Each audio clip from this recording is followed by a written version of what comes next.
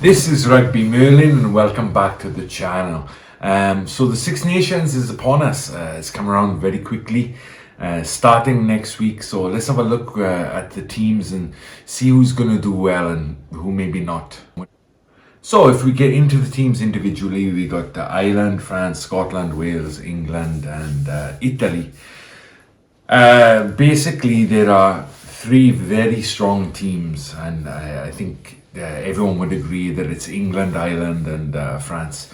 They have such a great pool of players to pick from. I don't think it's going to be any different this year. Those guys are going to be like top three, with, you know, unfortunately Wales and Italy, Wales being my nation, Wales and Italy propping up the table.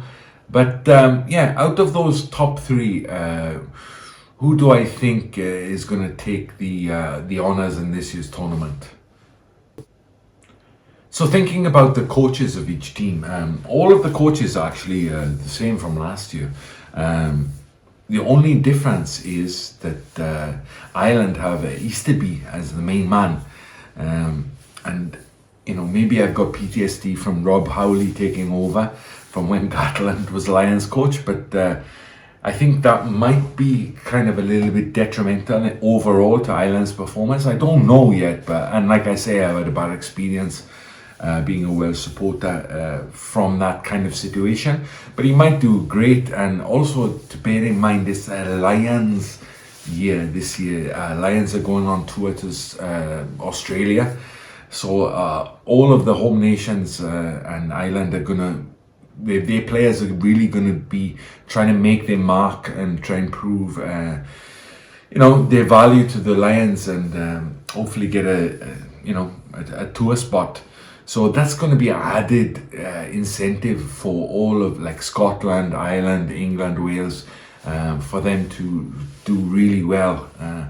So it's going to be a difficult call. I will say though that it's so close, it's so tight to call. After considering Easterby as well, you know, France have a very strong squad. England are looking strong as well. You know, you've got to give credit to Borthwick. He has kind of steadied the ship for England, and he's brought a lot of their promising players through. So what I've basically boiled down my prediction to is home and away. Now, in the first week, you've got Ireland hosting England at home. So England have to go to Ireland in their first match, which is a tough ask, you know. Then England also have France in the second week, but they have France at home. So then England have Scotland at home, Italy at home, and then Wales away. So that's not a bad run if they can get over the first hurdle. If England can beat Ireland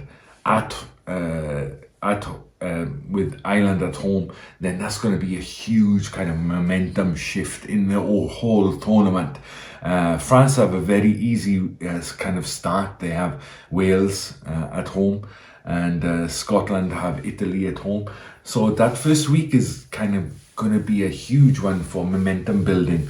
If Ireland, which I expect they will, you know, beat England at home, then they have Scotland away, which they've done really well. Everyone says it's always difficult to go to Scotland away, but Ireland have coped with that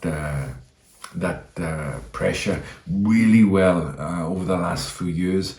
So I don't see that being a problem for them.